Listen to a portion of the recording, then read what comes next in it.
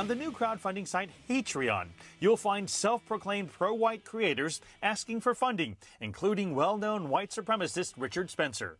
Consider helping me out with some donations.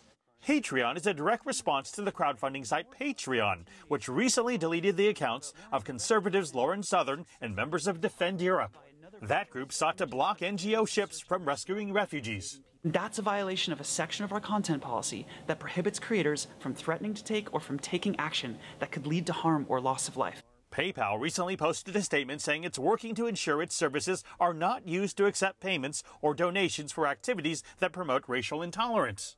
Google also fueled controversy when it fired engineer James Damore after he wrote a paper arguing biological differences between men and women are the reason for the tech industry's gender imbalance. I think it's important for companies to express the beliefs of their employees, to fit with what those employees want to see in the world. But at the same time, understand that because Silicon Valley is now providing the tools by which people communicate, there's a greater responsibility.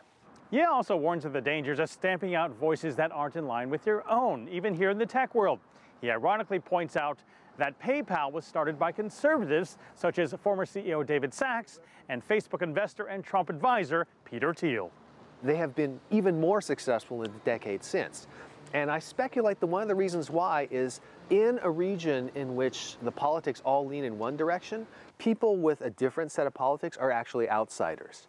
Right? Outsiders tend to create the greatest disruptions in society. Well, it's very challenging. I mean, we're definitely in the minority here.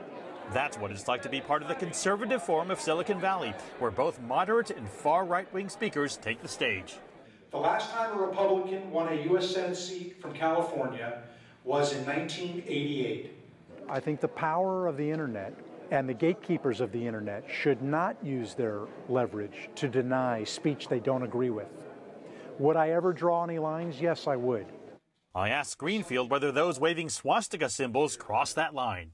I don't think the American people need to be lectured at how bad, awful, filthy, extremist, right-wing, white nationalist, national socialist, neo-Nazis are.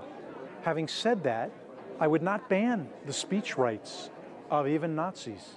I would ban or target or exclude radical Islamic terror groups, which formally declared war on the United States. Greenfield says if Silicon Valley pushes a liberal agenda too far, it risks isolating customers that are more than willing to look elsewhere for services. Mark New, CGTN, Mountain View, California.